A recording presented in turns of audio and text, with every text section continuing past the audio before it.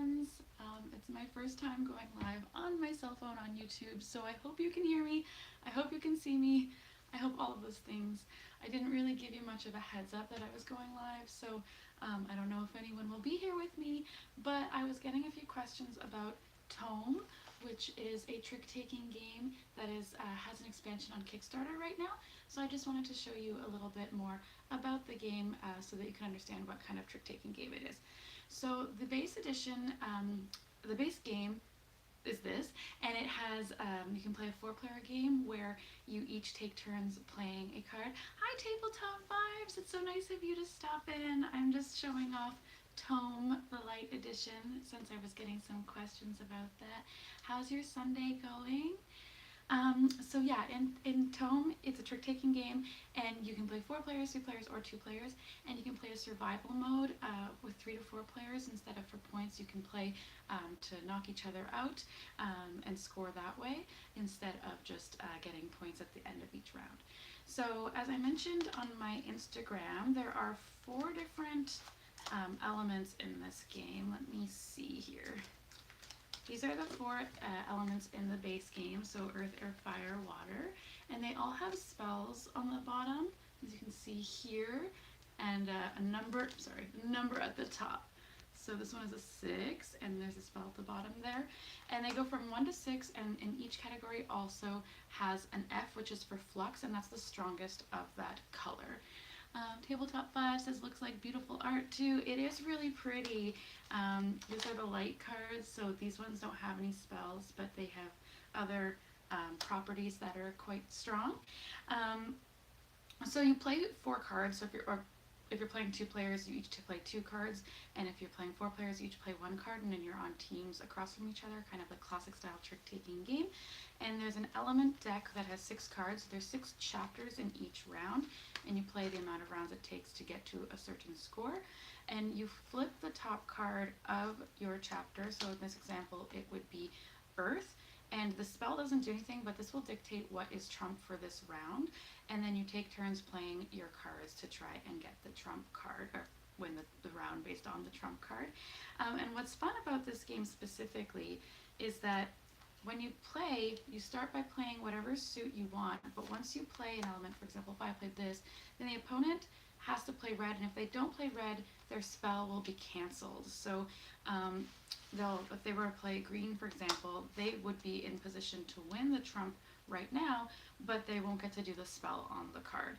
After it's been broken once, you can play any color and the spells will work again. It's only the first time that the chain is interrupted that the spell will not work.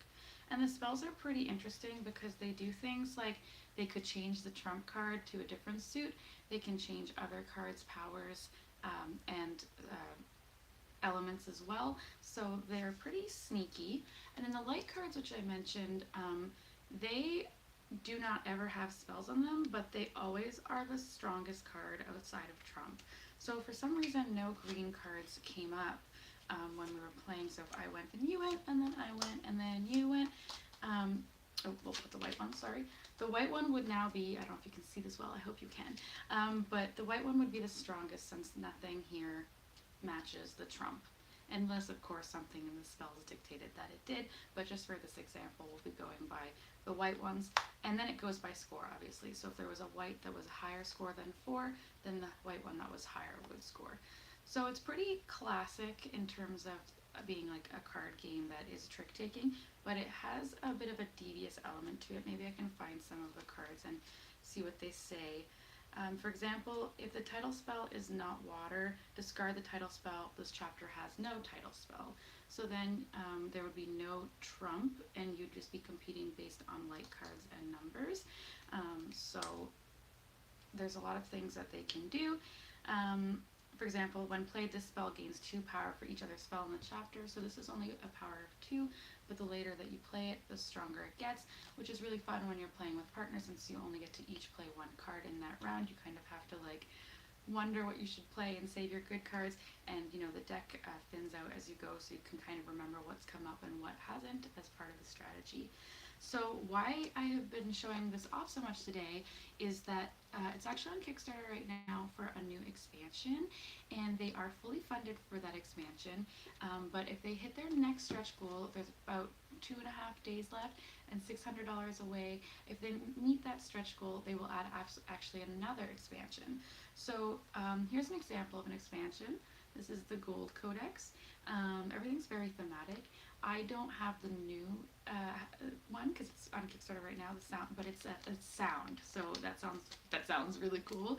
And just to give you an example of what's in the Gold Codex, is that there is a wood themed element, um, an insect themed, and a gold themed deck. So that means these cards can be replaced with these other decks or added in. So there are rules for how to do that. I haven't done it yet, but I just want to show them to you because they look so cool. So this is the gold, I believe, the gold themed cards. And just to let you know, the white borders are always the cards that play as light. So not as light, but like have those properties. So they don't have spells, they have properties, and properties don't get cancelled. So the white borders are different than the black borders. So I'm not sure if you can play with 2 white borders at a time. I don't think you can, but all that's in the rules. And then you have 2 different black border sets included in this expansion. So this is your insects, which has little bees on it, and I think they're just so cute. This is why opening this expansion is actually what made me really excited about the current Kickstarter, because I opened this like foily like pack. It like made me feel like back in the day when I had Magic cards and I got all excited, and then I saw them and they were so pretty. As Tabletop Vibes said, the art is really pretty. And this is the wood. So you see it has like the wood symbol on it, which is really cool. I think I might have lied. I think it goes to, oh no, it does go to 6. Yes, they go to 6. There's just no 1. So it's 2, 3, 4, 5, 6, and a flux. Those are the scores of the cards. So that's basically it for Tome. It has a nice little how-to reference sheet as you play, so that's always helpful. I love games that have those. And then I'll just show you, the box opens up like a book. It's kind of magnetic, obviously. There we go. So it's super fun. And inside you have score tracking cards for each player. Oopsies, kind of made a mess in here. Oh, here we go. And then we also have these tokens if you play the survival mode, so you can get knocked out of each round and score that way. The survival mode is kind of fun because you get a point each time someone's knocked out. The people remaining get a point. If you're the last person standing, you get a point. And if you're not the last person standing and it comes down to the end of the round and you win, you get a point. And then when there's 15 points, you win. So it still has the element of points, but there's like a knockout aspect where you're playing a bit differently. You're not trying to score the highest to get the trump. You're trying not to be the weakest of the group of people playing. So the weakest player will actually take like a damage, and then if they get 2 of those, they're knocked out of that round, and the round continues without them, and then they'll be back in after that round is played. Robert says, didn't know you played Magic. I never played that game. So I haven't played Magic the Gathering in years, if I'm being totally honest, but I grew up on Magic. We had cards back like in '94, like tons and tons and tons of cards. The old school stuff.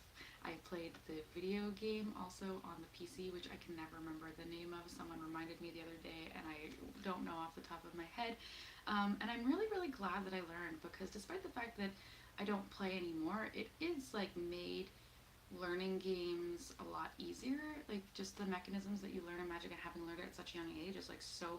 I haven't played in so long, but I'm pretty sure I could still pick up a deck and need maybe a very mild refresher and be able to start playing. And it really paved the way for a lot of things that have built off of it, different types of deck building games even, and other types of games that have kind of taken elements from that and paved the way, just like how D&D has for role playing. I think Magic has for a lot of board game, card game type style stuff. So it's been really great. I often reference it when I'm trying to teach games. So if you've played Magic, I feel like you've had the upper hand when learning certain types of games. So I was really grateful to get that opportunity. Tabletop Vibes asks, so you can play cooperative team mode or the knockout challengeness. Yeah, so you can play teams, not cooperative, but like teams of 2, so against each other as teams of 2. You can play duels, so just 1 against each other, or you can play the knockout way with 3 to 4 players. So those are 3 options. There's no co-op mode. I don't know if there's any plans for a co-op mode. I'm not sure how they would do that. That's why I haven't developed the game, but I'm sure there's opportunity maybe there. But no, those are three ways. So teams, kind of like crib, and then one against one or 3 to 4 players knocking each other out. And Robert says, I knew a guy who sold his entire set of Magic Alpha set and was able to pay for 4 years of college with it. Yeah, some of those old Magic cards are worth quite a bit of money. People were trying to get their hands on it. I don't know if anyone was paying attention to that Lord of the Rings set that came out a week or two ago. Someone found the One Ring. I don't know if you're aware of the One Ring situation, but there was a one of one in all of the, so a Lord of the Rings Magic the Gathering set was out, and the one of one was the One Ring printed with Elven writing on it. And so there's only one in the world, and it was actually found in Canada. I think it was bought in Toronto from someone who lives in Whitby. And prior to it being found, there was estimates that it would go for like $2 million. Now that it was found, I don't know if that was the case or not, but yeah, good for them. It's really exciting. I was gonna maybe buy a box. I might still buy a box, but I don't have that same thrill of maybe having the One Ring in there. Did any of you buy that box of Magic? Super cool. Tabletop 5 says super cool. There's a different modes. It makes it way more replayability. Absolutely. So you don't have to have a specific player count. You just need 2, 3, or 4 people to play. And like if you don't want to play in pairs, you can play all against each other. It makes it a lot easier to get stable. It's also really sweet. So I played it a year ago, last May, for my birthday. Someone brought it to the bar we were at. We actually had a rum bar outside, and we were able to play. And pay attention to what we're doing, because you don't have to plan too far ahead. You can remember what's come out of the deck, but other than that, you're just playing to kind of win your trump that round. Kind of like Crib. If you played Crib, I feel like it's like, okay, this isn't there anymore, and like, or I guess that the deck doesn't really thin out, but like in this it does. It has some similar elements in a way. Is Tome going to be available at Gen Con? So I was actually gifted this at Origins. I do believe that they are going to have a booth. It is Reversal Games. They were alongside Kess at Origins. I would check their Instagram. They might have already made an announcement about having a booth at Gen Con, and it's a really affordable game. That's one of the things that's great about it. This is $15. It's super, super affordable, and the expansions are $5. I don't know how you can get the sound one if you don't back it. Sorry, my foot's falling asleep. But I'm sure if they keep going to conventions, they'll bring it along with them once it's ready. Tabletop 5 says, I just picked up Inside Job. It's trick-taking as well. Can't wait to try it. I haven't seen it. I haven't played it. I would love for you to let me know how it is. I am really in a trick-taking game mood. There's another one that I want to try by Weird Giraffe Games. I can't remember what it's called, but that's another one I want to get to my table. Also, I have The Crew, and nobody ever wants to play with me, so if anyone out there loves The Crew, let me know. We will get a crew together and play. Andrew, hi Andrew! Thanks for joining in. I hope you're having a good Sunday. It is a really awesome little game, and we can play 2 players if ever we end up hanging out. I can bring it to the pub and we can play. Robert says he'll play. I definitely love The Crew. Okay, my foot is so asleep, like I can't move anymore. We're just gonna move this for a second. Okay, I don't know why I was sitting like that. But yeah, so I think that's all that I have about Tome.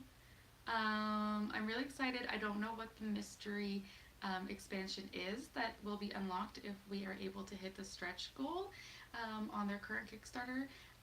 Like I said, the one that's currently going that is funded is the Sound Codex, so I'm really excited about that. But I don't know what the mystery one is, so I'm like really excited. I want more of these little packs to open. Robert says if I come to Gen Con, he'll play with me. I want to go to Gen Con. It's just so far, and I want to meet Tabletop Vibes. Robert, if you don't know Tabletop Vibes, he's a lovely, lovely human being, as is Robert, so just so y'all know, both going to be there.